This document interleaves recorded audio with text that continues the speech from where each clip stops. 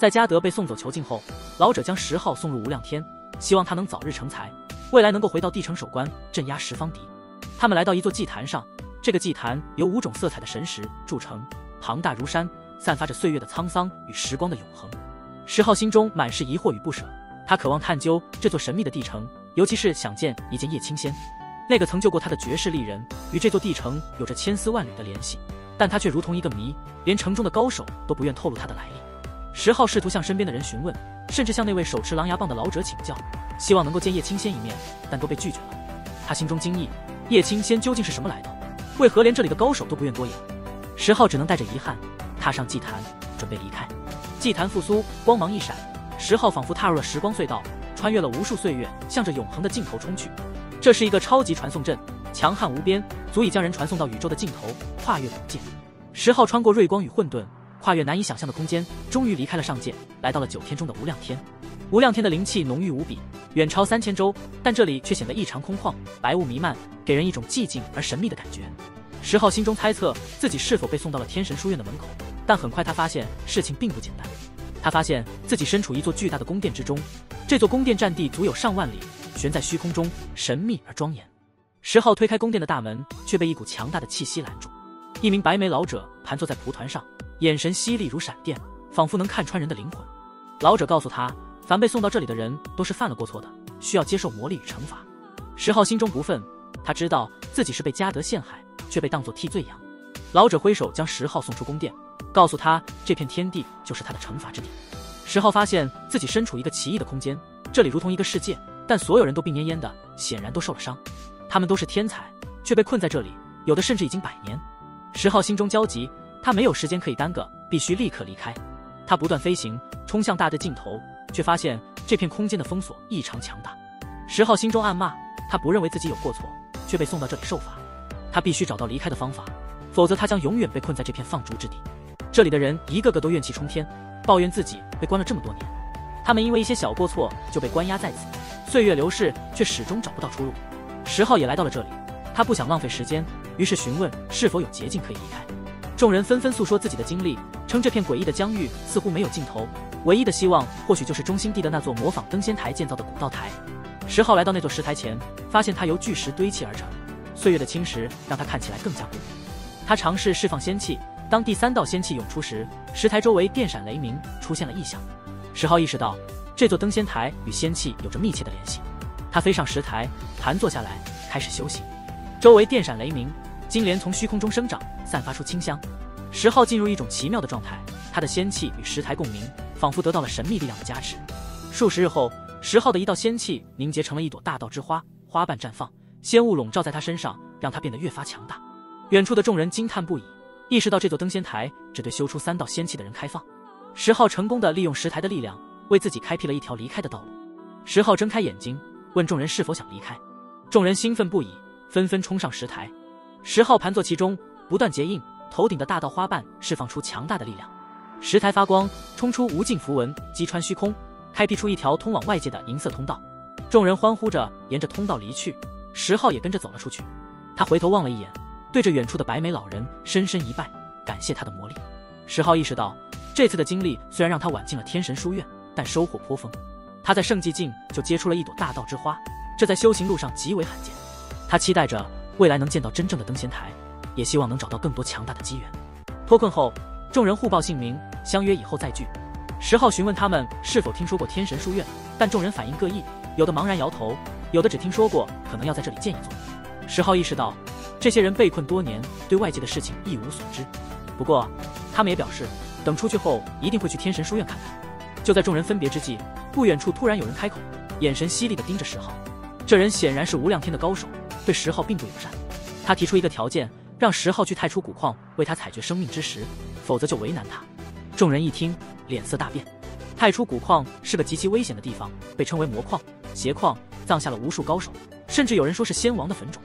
石浩知道，对方要求他前往危险的太初古矿，显然是想借机除掉他。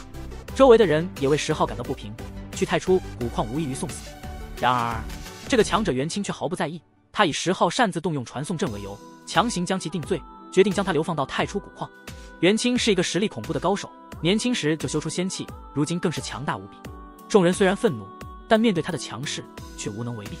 元清将众人赶走后，命令一个3头6臂的生灵将10号带走，安排他去古矿区。10号深知自己实力不如人，沉默地跟着那生灵离去。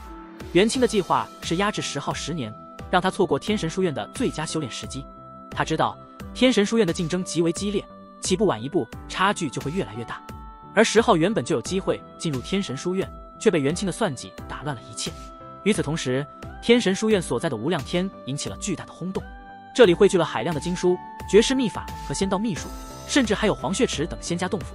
许多大势力和古世家都希望将自己的弟子送入书院，但天神书院的选拔极为严格，不为外界所动。最近天神书院中有人出关，他们的生命精气波动极为强大，显然是在黄血池中得到了极大的好处。然而10号却因为元清的算计，错过了进入天神书院的机会。众人惋惜不已，认为10号的实力本应让他在书院中占据重要地位，哪怕面对真仙后裔和长生者的后代，他也有足够的竞争力。另一边，10号被3头6臂的银色生灵带到一艘赤红色的大船上，他意识到自己被交易了。这艘名为赤血号的海盗船臭名昭著，船主是一位强大的高手，以杀伐入道，横行无量天。船上满是奴隶，10号也被关押其中，他感到愤怒和无奈。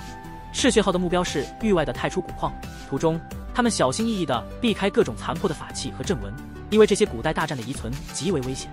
10号目睹了一艘船因为贪婪触碰残器而被摧毁，这更让他意识到这片区域的恐怖。终于，赤血号接近了目标，一颗荒凉的星辰，上面就是太初古矿。然而，就在他们即将降落时，古矿突然异动，展现出惊人的力量，吞吐星辰，释放出强大的气息。赤血号不得不紧急逃离，所有人都被这恐怖的景象震撼。赤血号的主人解释说，这是古矿在复苏，补充自身的精气，需要吞噬大量星辰。经过一段时间，古矿终于平静下来，众人得以靠近。此时，其他船只也纷纷返回，大家都对古矿中的神秘力量充满期待。有人提到，古矿中似乎有人影绰绰，可能是被生命精气滋养的尸骸，甚至有人猜测是仙王要复活。赤血号的主人则透露，古矿的历史极为悠久，甚至比仙古纪元还古老。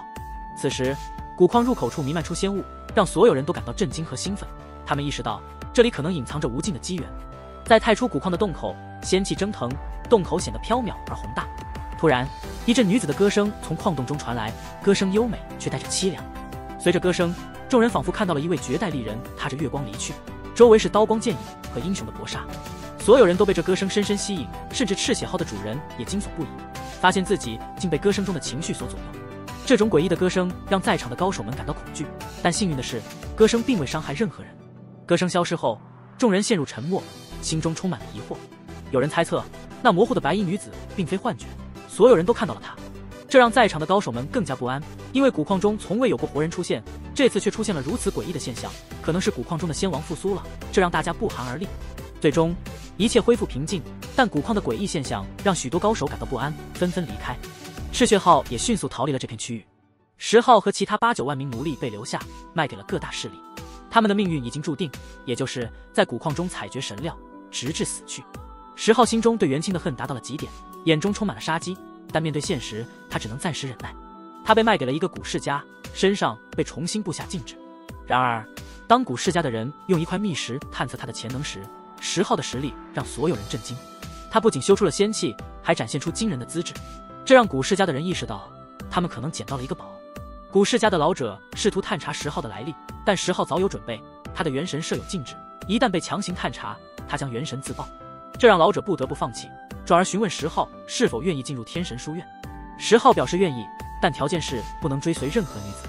老者透露，他们族的小姐拥有无上仙血，是无量天最璀璨的明珠，她的道行之精深，不是10号所能想象的。10号很快意识到这个家族的强大，仅仅在一个矿区就有数名超凡人物坐镇。家族的老者告诉10号，他们曾经有过长生之人，但始祖早已战死。10号好奇地问道，是否可以将他们的小姐称为人仙后裔？老者点头承认。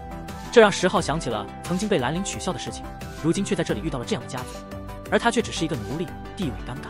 这个家族中的人奚落10号，认为他身为阶下囚，还想打他们千金的主意。